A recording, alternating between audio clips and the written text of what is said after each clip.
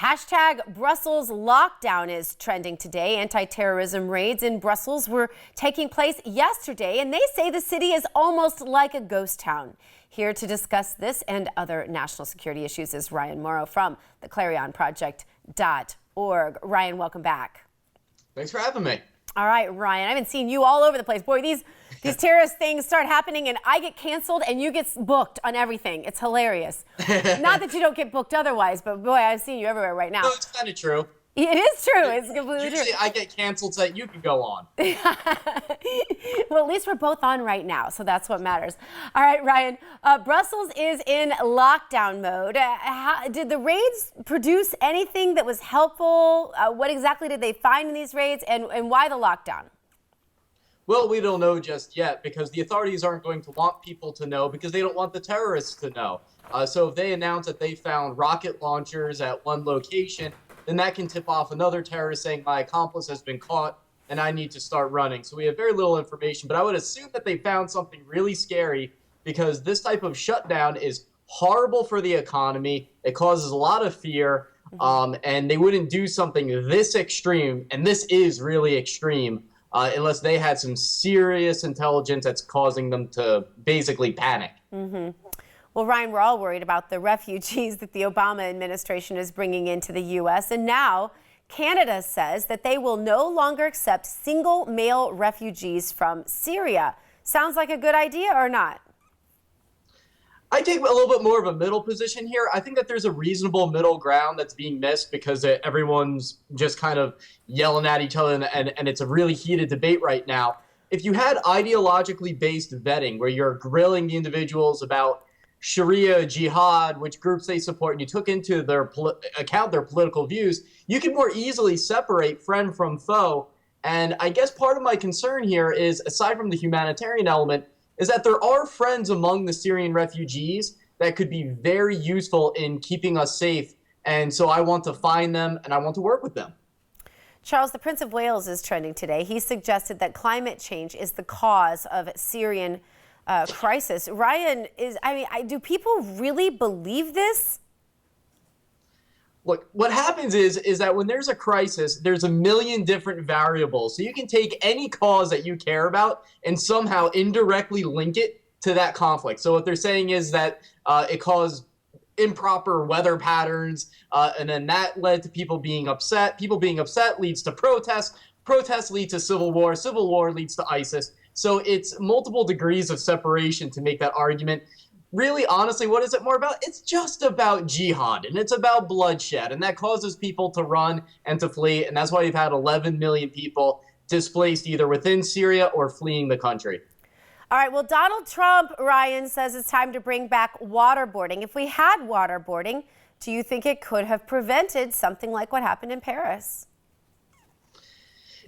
You know, I don't think so. I remain to be convinced that would be the case. This is an issue that really rips me apart. It's hard for me to come to a position on because I would assume that it would yield valuable intelligence. But then is there that smoking gun fact that I've come across to help me make that argument? I haven't yet found it. And the problem is that when you gather intelligence, you have so many different methods going on that it's hard to point to any particular method and say this is the one that was responsible. So it's hard for me to come to a conclusion on that. I know that's a bit of a lame answer, but it's honest. Well, I appreciate that, I guess. On 60 Minutes on Sunday, Kathy Lanier, the Washington, D.C. police chief, said that citizens should take down Paris-style attackers. She said, if you're in a position to try and take down a gunman, take him out. It's the best option for saving lives before the police can get there. Pretty realistic answer, Ryan. What do you think of that? Sure. Well, I mean, if there's a gunfight going on and you see a guy that's shooting, then take him out, of course, if you have a gun, and the gun laws allow you to do that. There's also things you can do even without a gun. You'd be surprised how many self-defense tactics individuals can learn to take down someone with a gun. And they're very effective and easy to do. So I think that should be taught nationwide. There's no problem in that. But one of the other things that we have to educate the public about is how to identify what a radical even looks like. If you go to the Department of Homeland Security website, here's their advice. If you see something, say something. See what? Say what? To who? That doesn't tell you anything. Well, and frankly, when you look at the fact that now this kid with a clock that looked like a bomb is suing for $15 million, and we're saying, if you see something, say something, there's a disconnect there. People are getting sued because they saw something and said something. Isn't that a mixed message? Yes, and it's an excellent point because I gotta tell you, if I see a kid, I don't care what they look like, show up with a suitcase with wires and a clock, and it looks like a bomb, I'm gonna report it, or honestly, I'm gonna go and I'm probably gonna take it from them. And now your average citizen, though, who's not passionate about this and is less confident, as I would be in that situation, is probably going to just shut their mouth. And you know what? Even before this incident, I've seen this happen time and time again, where I come across someone who tells me amazing information about a possible terrorism suspect or a radical, and I give it to the authorities and I say, you tell me about this incident that you knew about like a year ago. How come you didn't do anything? And very often they say that they are afraid of that backlash. Like, well, what if I'm wrong? Well, then I'm a bigot.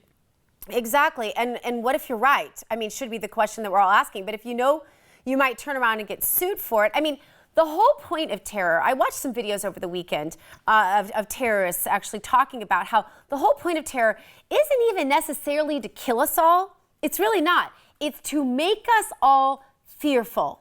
And I would submit to you that this Clockmaker, who was subsequently, after pulling his little stunt, which I believe was entirely orchestrated, I'll just say it straight up, I think his parents put him up to it. I think that they are terrorists. I think that terror doesn't always involve killing someone. Sometimes it just involves invoking fear. That's their description, not mine. And then he's invited to the White House, and now he's going to have millions and millions of dollars to spend as he moves to a foreign country. You look at teachers, and what is the school protocol supposed to be the next time? What's the teacher supposed to do the next time? Have they not, Ryan, successfully, did this little Clockmaker guy not successfully commit an act of terror? That's actually a good point. I don't want to go so far as to accuse him of that because I can't prove it, but does it look like a setup? Yes, at the very least, the family wanted to get famous. They knew what to do. And I wouldn't be surprised if one day there is an act of terrorism in a school, or a student showed up at school and then goes and does something, and it turns out that the teacher saw something and was too afraid to say something because they didn't want to become part of a media spectacle like this. Mm-hmm. And this family's really irritating now. What are they suing over? The kid got a scholarship. He's going to go to the country of Qatar, which is, of course, a moderate thing to do. And the organization that's giving him the scholarship is linked to the Muslim Brotherhood. So there you go. And we're the crazy ones here. We're the radicals, Ryan. You're not allowed to call this kid a terrorist, even though he did successfully invoke terror with a clock that did look like a bomb. So I don't know. Anyway, the world's crazy. But at least you and I are saying good to be.